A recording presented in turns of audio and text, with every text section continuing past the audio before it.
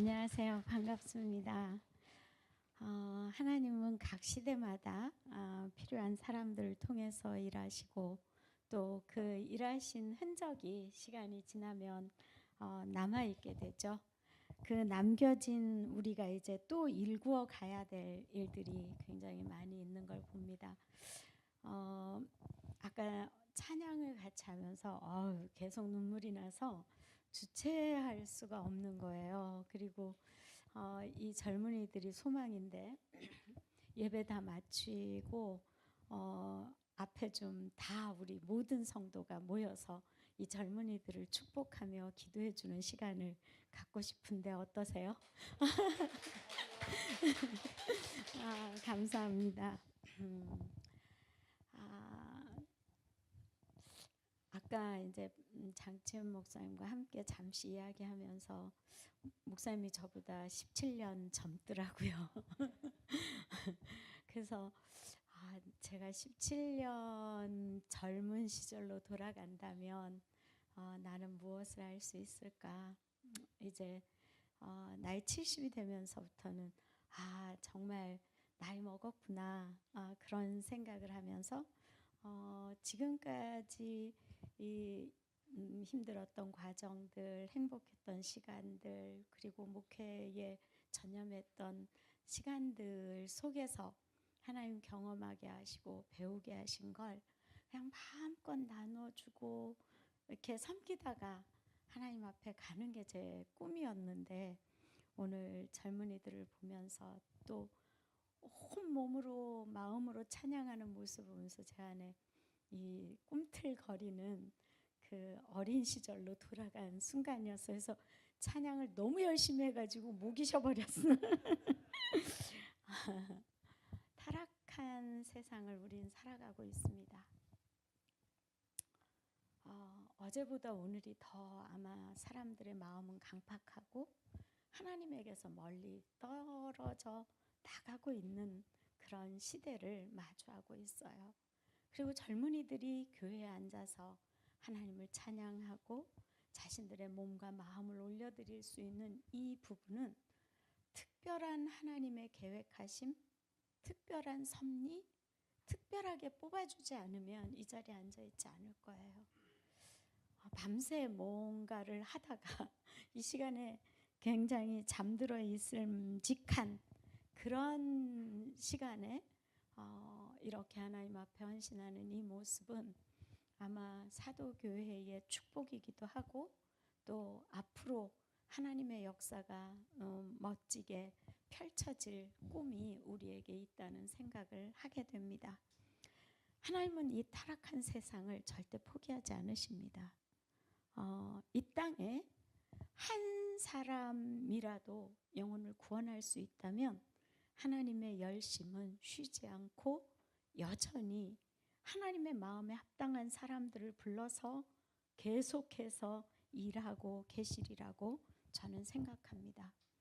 오늘 목사님과 함께 읽은 사도행전 8장에 나오는 이디오피아 내시의 이야기가 나오는데 그 사람은 내시예요. 내시가 어떤 사람이냐면 아주 쉽게 표현하면 우리나라 조선시대에 그 왕궁에 있는 내시예요. 이러면 좀 아시겠죠? 네. 내시들은 불구를 갖고 있어요. 자의적으로 한 게 아니지만 어쨌든 태어나면서 불구를 가진 것도 아니지만 내시가 되기 위해서 거치는 과정이 있는 거예요. 그래서 이방인이기 때문에도 예루살렘에 가도 성전에 들어갈 수 없는 사람이에요. 그런데 이디오피아에서 예루살렘 성전까지 갔다는 건 엄청난 열심이 있는 거죠. 열정이 있는 거예요. 그리고 자기 몸이 불구기 때문에 이방인이 아닌 유대인이라도 성전에 못 들어가요. 이방인이라서 못 들어가고 불구기 때문에 못 들어감에도 불구하고 성전 앞에 뜰에 이방인의 뜰에 앉기 위해서라도 그 엄청난 거리를 지나서 광야를 지나서 예루살렘에 갔다가 되돌아가는 내시예요. 그 안에는 예수님이 있었을까요? 없었을까요? 예수님이 없었어요. 그냥 유대교를 어떻게 받아들였는지 설명이 없기 때문에 제가 설명을 드릴 수는 없지만, 유대교를 믿는 그 하나님, 유일신 하나님, 그 하나님을 믿기 위해서 발걸음을 옮겨서 이디오피아에서 어디로? 예루살렘으로 가서 하나님께 예배드리고 경배하고, 하나님이 난 너무 좋아. 아까 우리 난 예수가 좋다고 막 춤추며 찬양했죠. 우린 예수님 너무 좋아서 우리 이렇게 모인 거예요. 그리고는 돌아가는 그 외롭고 쓸쓸한 그 길, 아무도 그 사람에겐 관심 안 가졌어요. 그 누구도 관심 갖는 사람이 없었어요. 근데 누가 관심을 가졌어요? 하나님이 관심을 가지셨어요. 하나님은 그 내시를 그냥 돌려보낼 수가 없는 거예요.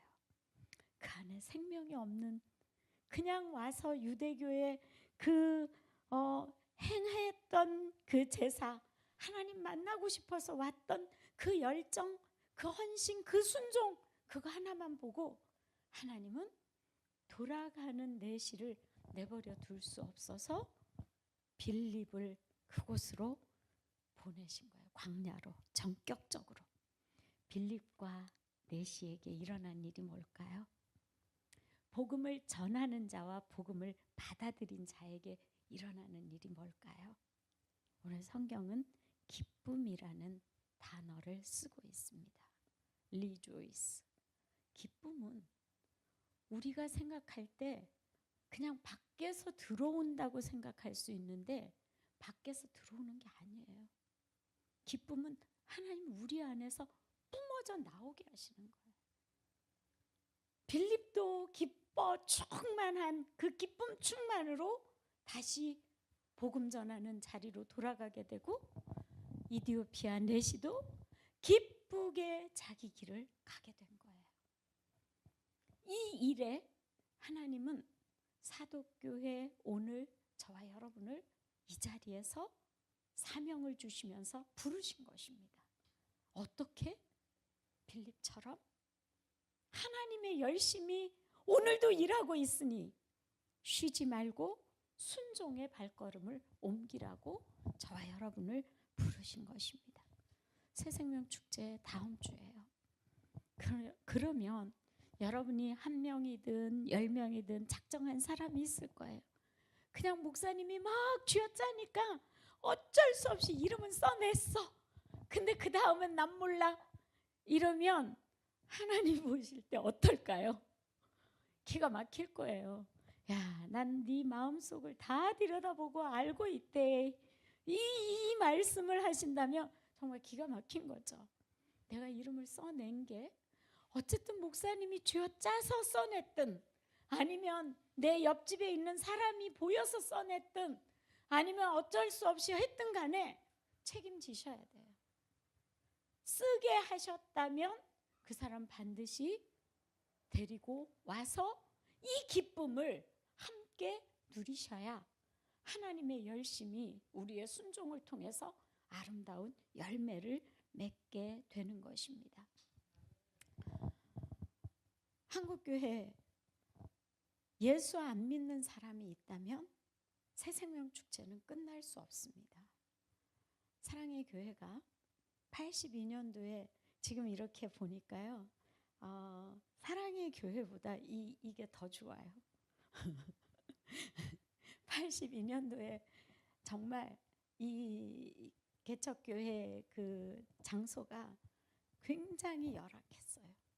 그리고 겨울에 난방이 어디 있어요? 가운데 석탄 때는 난로 있고, 그 다음에 또 뒤에 이렇게 석유 난로 있어서 불 피우고, 예배드리다 불도 난 적 있어요? 여러분 예배드리다 불 난 적 없죠?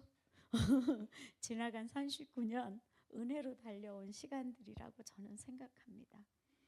39년이 지나는 동안에 아픔도 있을 수 있고 힘든 일도 있을 수 있어요. 그럼 그건 다 과정이에요. 우리 다 언젠간 천국에 갈 사람들이에요. 하나님 앞에 갔을 때 정말 남는 것이 뭐냐? 다니엘이 뭐라고 이야기해요? 우리가 영혼 구원한 그것이 우리의 면류관처럼 남아있을 거예요. 그 일을 위해서라도 우리는 열심히 전도를 해야만 합니다. 이제 새생명 축제를 앞에 두고 우리 교회가 은혜의 샘이 터지기 위해서 우리가 좀 해야 할 일이 무엇인가 하는 부분을 좀 생각해 보려고 합니다. 먼저 첫 번째로 생각하고 싶은 것은 하나님의 열심은 길을 지나가는 한 영혼에게 예민한 관심을 가지신다는 거예요. 지금 우리 교회 앞에 길 지나가는 사람 수도 없이 많죠. 하나님은 그 사람에게 관심을 갖고 있는데 나는 관심을 갖고 있나? 한번 우리 스스로 물어봤으면 좋겠어요. 이 앞에 얼마나 많은 사람들이 지나가요. 내가 그냥 움직이지 않아도 수많은 사람들이 지나갑니다. 그럼 이 앞에 지나가는 그 사람에게 내가 관심을 갖는다면 매일같이 전도할 수밖에 없을 거예요. 하나님은 관심을 갖고 계시는데 나는 무관심하다? 하나님의 열심이 나의 순종으로 연결이 되지 않고 있다는 이야기입니다. 이디오피아에서 예루살렘까지의 이 거리는 350에서 400km 정도 된다고 그렇게 이야기들을 합니다. 그리고 이디오피아 내시가 가고 있는 그 광야에 빌립이 가야 하는 거리는 7, 80km가 된다고 성경은 이렇게 추정해 보면 계산이 나와요. 그럼 생각해 보세요. 우리 7, 80km 가서 전도하는 거 아니야. 그냥 몇 발자국 내려가서 전도할 수 있어요. 그치요? 근데 이디오피아 내시를 만나러 가라고. 하나님 왜 접니까? 7, 80km를 지금같이 자동차가 있어요? 뭐가 있어요? 달려갈 수밖에 없는 거예요. 이게 우리의 순종이에요. 하나님의 열심이 우리의 가슴에 들어오면 7, 80km를 달려가는 거예요. 우리 안에는 이 열심이 있어야 되는 거예요. 우리 안에는 이 순종하는 헌신이 따라가야 되는 거예요. 이디오피아 내시가 350에서 400km를 왔다가 다시 그만큼을 간다면 1000km 정도의 거리를 왔다 갔다 한 거예요. 그 거리에 하나님은 그 사람의 마음을 보고 계셨다는 걸 우리는 알아야 합니다. 그러면 이디오피아 내시에 대해서 좀 생각해 보죠. 사람들에게 무시당하는 사람이에요. 왕궁의 내시 그런 별로 일반 사람들이 좋아하지도 않고 그냥 무시하는 사람. 그리고 이디오피아는 새카만 사람들이에요. 제가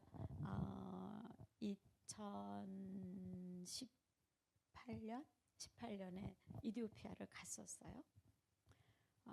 제자훈련 이거와 연결해서 이제 갔는데 정말 새카매요. 근데 그거 아세요? 6.25 참전해준 나라 중에 아프리카에서는 유일한 나라가 이디오피아에서 우리나라에 군인들을 보냈어요. 그때 우리나라 GDP 100불일 때 거긴 3,000불이었어요. 여기까지만 해도 놀라운 일이죠. 근데 제가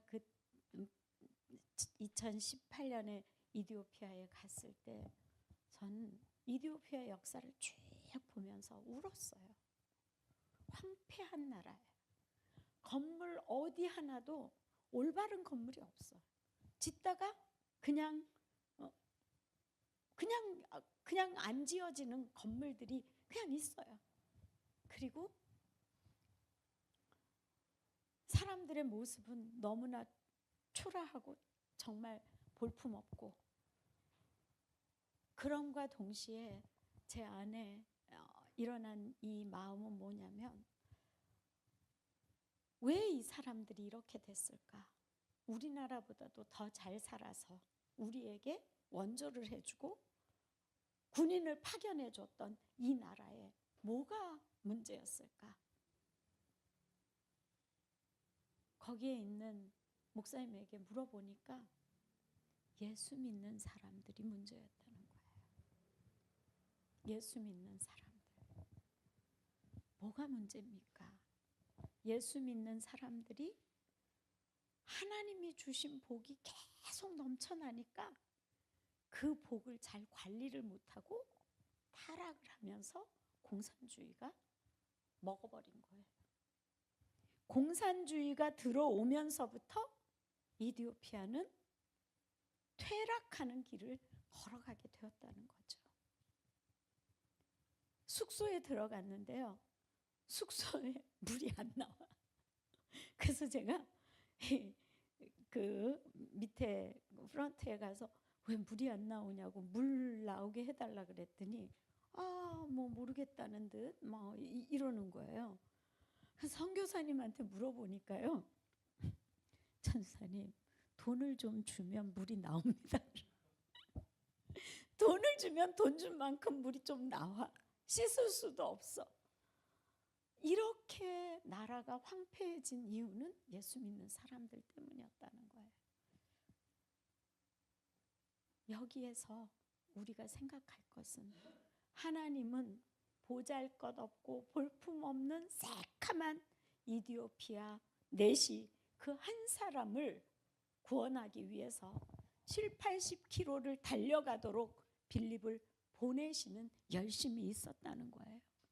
그리고 그렇게 예수님을 받아들인 그 나라가 예수 믿고 난 이후에 하나님의 복으로 나라가 부흥하게 되고 남의 나라를 돕는 그런 사람들로 살게 해주셨을 때 그 부유함을 지키지 못했다는 이야기입니다. 여기서 저는 하나님이 우리에게 주신 하나님의 열심으로 한 영혼, 지금 여기 한 성도 한 영혼 주님께, 이걸 조금 다른 말로 그냥 딱 머릿속에 들어오게 하려면 뭐가 될 것 같아? 119 작전이에요. 한 사람이 한 영혼을 구원하자. 119 작전을 우리는 오늘 피는 거예요. 그리고 여러분 주보를 보니까 소그룹 모임이 빈 공간이에요. 주여, 제가 이게 말씀 요약을 보냈어야 되는데 이랬나요? 근데 오늘은 실습하는 날. 이 앞에 나가야 돼요. 그래서 한 영혼이 한 영혼을 구원, 119 작전을 피는 거예요. 119는 어떨 때 하는 거예요? 왜 위급할 때.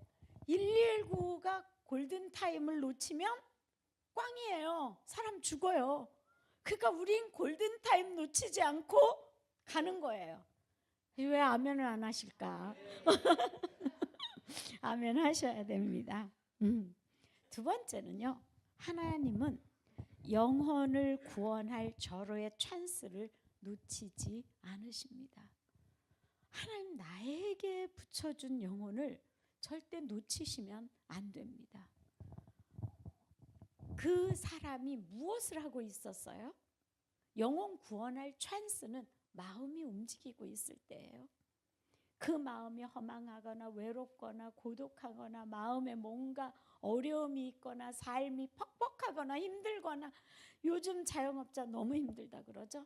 사업하는 사람 너무 힘들. 가게 가서 밥 한 번 먹어주고 그냥 주일날 한번 오세요. 그래서 그 사람이 예수님을 만나게 되면 그 가게가 새로워지는 거예요. 예수님 안에서. 이런 일들이 일어나게 하기 위해서는 하나님 나에게 주신 찬스를 써야 돼요. 그 찬스를 놓치면 안 된다는 거예요. 이디오피아 내시는요, 1년에 한 번 오는 거예요. 그 1년에 한 번 왔다 가는 그 찬스를 하나님은 놓치지 않으셨다는 사실을 우리는 알아야 합니다. 복음을 받아들이기 위해서 준비된 이사야에게 하나님이 하신 성경 구절을 읽고 있을 때 절호의 찬스라고 생각하고 빌립을 보낸 거예요. 그러면 하나님이 빌립을 보냈으니까 목사님이 가시면 되겠네요. 장 목사님 열심히 전도하세요. 이러셔야 될까요? 빌립은 누구예요? 목사가 아니에요. 장로도 아니에요. 빌립은 누굽니까? 집사예요. 여기 계신 집사님들, 성도입니다. 빌립은. 우린 성도의 자격으로 하나님이 복음을 전할 절호의 찬스를 주셨을 때 놓치지 않고 그 영혼을 구원해야 한다는 말씀입니다. 이건 하나님이 우리에게 주신 기막힌 축복의 시간입니다. 그리고 빌립은요, 집사면서도 성경을 사도행전을 보면 정말 어떻게 이런 삶을 살았을까. 20장 사도행전 20장에 가면 빌립에게 딸들이 있는데 그 딸들까지도 얼마나 정결하게, 얼마나 거룩하게, 얼마나 아름답게 키웠으면 선지자였어요. 예언하는 사람이었어요. 온 가족이, 빌립 집사님 가정은 정말 하나님 앞에서 그 한 시대에 쓰임받는 가정이었어요.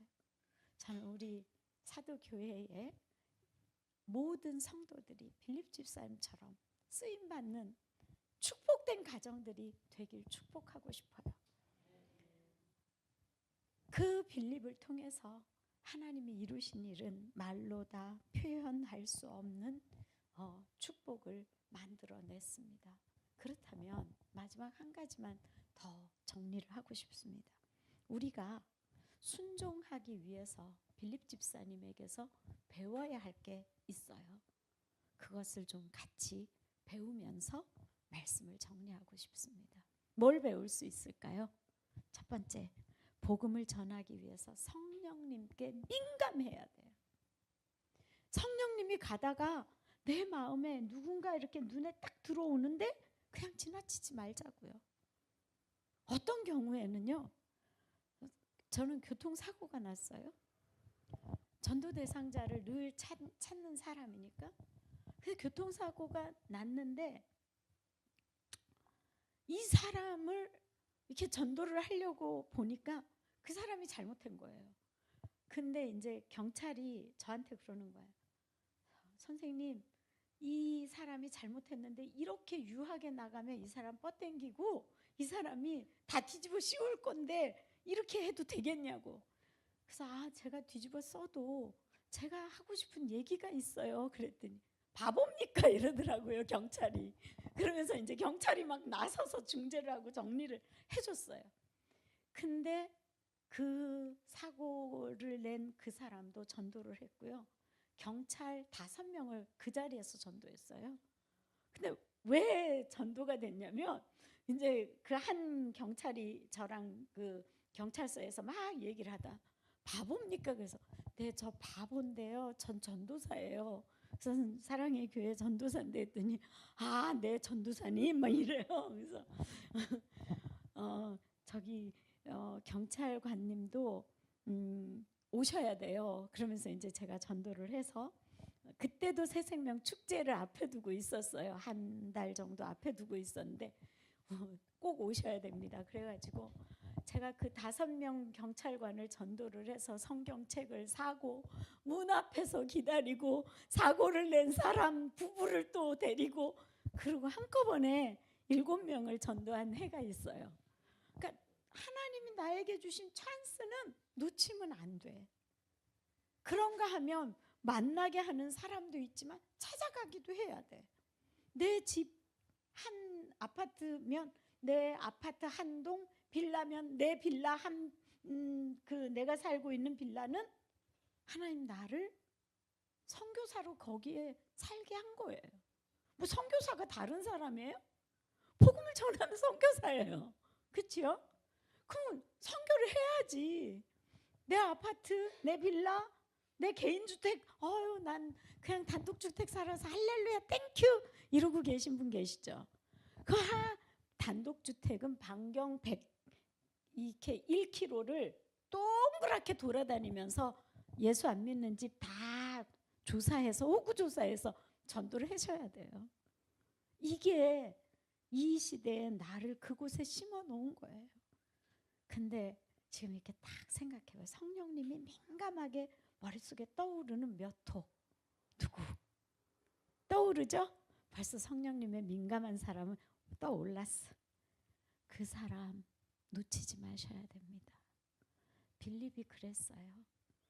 성령님이 그 마음을 움직여서 가라 그러면 가는 거예요. 안 갈 수가 없는 거예요. 갔어요. 그래서 하나님이 정말 이디오피아 내시, 이름도 없는 그 내시를 구원하고 주님의 생명록에 이름을 기록한 것을 볼 수 있습니다. 두 번째 배워야 하는 거는 핑계대지 말고 순종하자는 거예요. 빌립이 핑계를 대려면 엄청 핑계댈 게 많았어요. 저밖에 없습니까? 거기 광야에서 가까운 누구 좀 보내세요. 왜 하필 접니까? 그렇죠? 근데 어떤 핑계도 안 됐어요. 무조건 뭐 무조건이야. 그 노래처럼 무조건 달려간 거예요. 가라면 달려간 거예요. 목사님이 정말 우리 전도해야 합니다. 새생명 축제를 위해서 한 사람이 한 영혼을 주님께로 데리고 와야 됩니다. 이걸 목 터지게 부르짖고 있는데 저 아니래도 할 사람 많고요. 그냥 전 아닙니다. 나는 그냥 내성적이라 사람 몸만. 제가 내성적인 사람이에요. 제가 이렇게 말씀을 전하니까 굉장히 외향적으로 보이죠. 요새 MBTI 모르면 안 된다고 할 정도로 극아이거든요. 근데 제가 20대, 30대 사랑의 교회 주변 아파트 어느 한 아파트도 벨 안 누른 아파트 없어요. 다 벨 누르고 다니면서 전도를 했고요. 여름에 두 분 집사님이랑 같이 이제 전도를 하러 갔는데 그때는 이제 강남에 처음 아파트가 짓기 시작하고 들어와서 뭐 강북에서 이제 강남으로 이사 왔으니까 얼마나 좀 교만하고 고고했겠어요. 그리고 이제 더우니까 문을 열어놓고 환기시키고 있는데 배를 이렇게 떡 누르면서 안녕하세요. 사랑의 교회에서 왔는데요. 욕을 하는 사람에 막 어떤 사람은 소금 뿌리는 사람도 있었어요. 예수 믿는 사람 재수 없이 우리 집 앞에 왔다가 소금을 막 냅다 뿌리. 그 소금 세례를 봤는데 제가 옆에 집사님 두 분 얼굴을 딱 보니까 눈물이 부릉부릉해서 떨어지기 직전이에요. 근데 소금이 여기에 들어가면 얼마나 따가운지 경험 안 해보면 모를 거예요. 따가워서 정말 눈물이 나는 거예요. 근데 제가 붙들고 비상구 쪽으로 갔어요. 그리고 기도합시다. 손잡고 기도를 했어요. 저 다른 기도 안 했어요. 하나님, 우리의 이 핍박당함을 하감하옵시고 사도행전적 기도를 했어요. 더욱 담대히 주의 복음을 전하게 하옵소서. 그렇게 기도를 하고 그 다음에 눈물 닦고 그래도 우리 계속 전도해야죠. 해야지요. 마음은 집에 가고 싶어요 하는 표정을 읽었지만 전 갔어요. 근데 어느 집에를 가니까 들어오래요. 그러면서 저기 부처님이 가라사대 지나가는 나그네에게 이 보시를 잘하면 복을 준다고 해서 찬물을 드린다는 거예요. 너무 더워하니까 막 땀 쩔쩔 흘리고 정말 불쌍해 보였겠죠. 그래서 이제 찬물을 주겠다면서 들어오래. 저로의 찬스다. 예수님이 가라사대 찬물 한 그릇이라도 대접하는 자는 그 상을 결단코 잊지 않겠다고 했는데 어머 부처님 말씀과 예수님 말씀이 같네요 하면서 들어가 탁 앉아서 복음 제시를 했어요. 그 사람이 봉은사 여전도회 회장이었어요. 그래서 그분이 예수를 믿게 된 거예요. 이 사람이 예수를 믿고 나니까 얼마나 감사할 일이 일어났겠어요? 그래서 제가 이제 새신자반을 가르치는데 이 봉은사 여전도회 회장님이 예수 믿고 제가 인도하는 새신자반에서 성경 공부를 했어요. 5주 과정 끝나고 6주째 이제 다 끝나서 다락방에 그 구역에 들어갔는데 이 사람이 왕소금 뿌린 그 아줌마를 데리고 온 거예요. 주여 여기까지 왕소금 아줌마가 왔네요. 이 사람 또 왕소금을 왜 여기 왔을까? 근데 이 왕소금 아줌마가 눈물을 쫄쫄 흘리면서 예수 영접 기도를 따라했어요. 결국 왕소금 아줌마도 봉은사 여전도회 회장도 사랑의 교회 권사예요 지금. 재밌죠?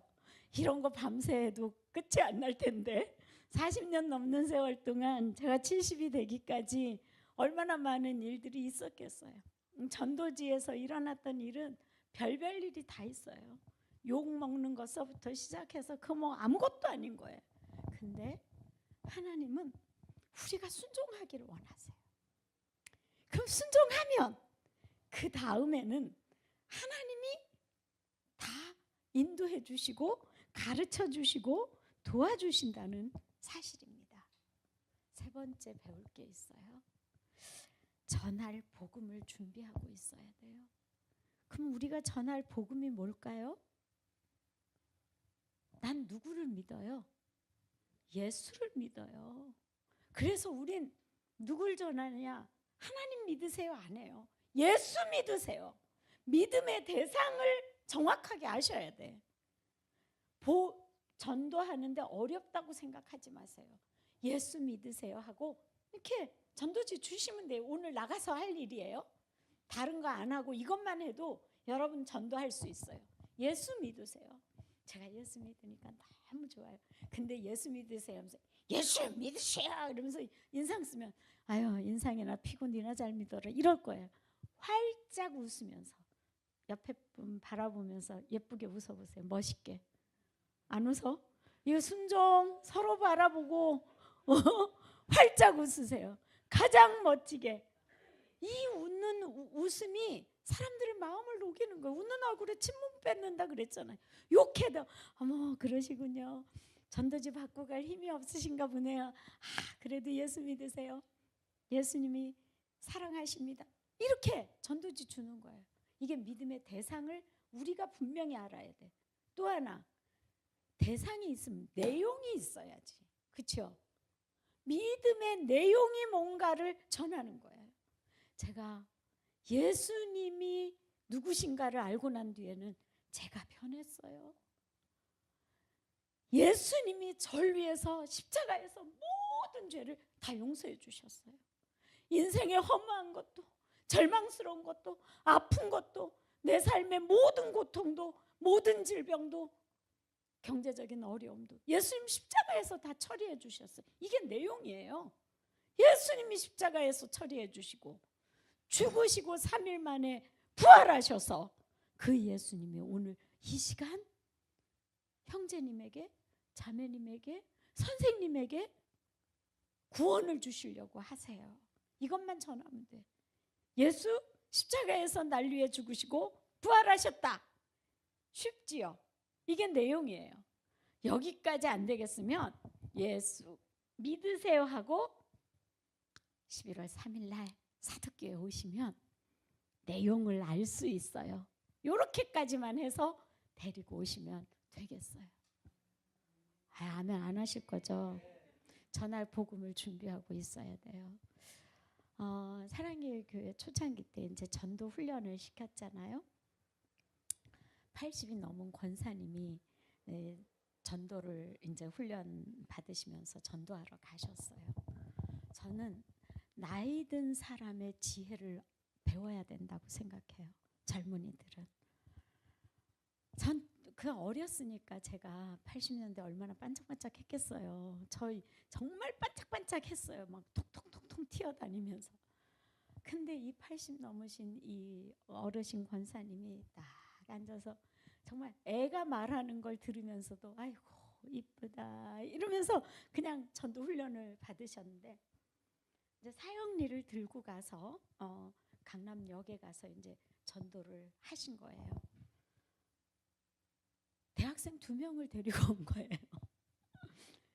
어떻게 80 넘으신 분이 대학생 2명을 전도해 왔겠어요? 그 대학생 2명이 지금 선교사예요. 하나님이 하시는 일은 너무 놀라워. 그 전도지 그 사형리 전도지를 들고 가갖고 요즘 같으면 아마 안 들어줬을 거예요. 근데 그 80 넘은 할머니가 학생 이리 좀 와봐 그러니까 저 학생들이 지나가다가 왜 할머니 뭘 도와드릴까요?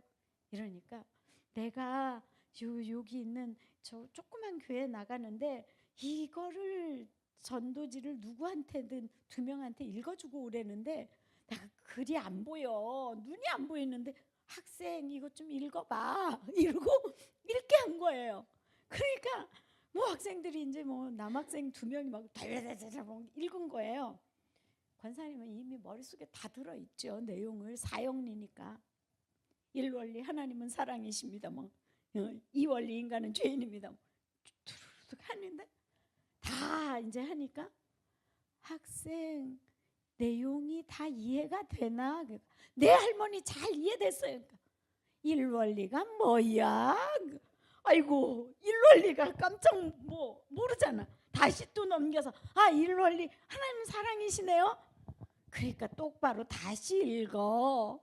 그래가지고 1원리, 2원리, 3원리, 4원리를 다 이제 할머니가 또 질문하면 어떡할 거예요. 다 읽었어요. 이제 이해되나? 그러니까 내 할머니 1원리는 2원리는 3원리는 4원리는 또 제 학생들이 얼마나 똑똑해요. 했어요. 그럼 한 장 넘겨.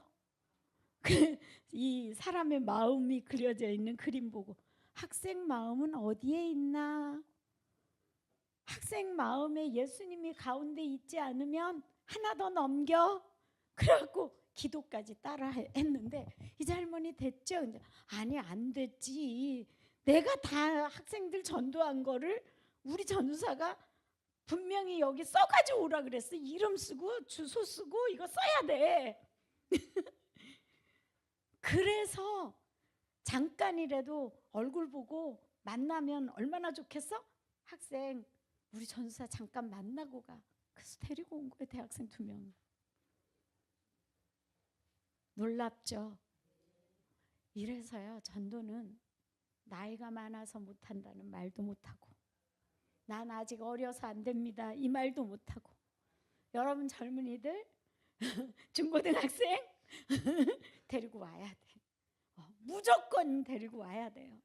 그래서 하나님이 우리에게 주신 이 찬스를 놓치지 않는 사도교회, 이디오피아 내시를 구원하신 그 하나님의 열심이 빌립 집사의 순종으로 열매를 거두었듯 우리가 하나님의 열심을 가슴에 담고 이제 빌립 집사처럼 나가서 전도할 거예요.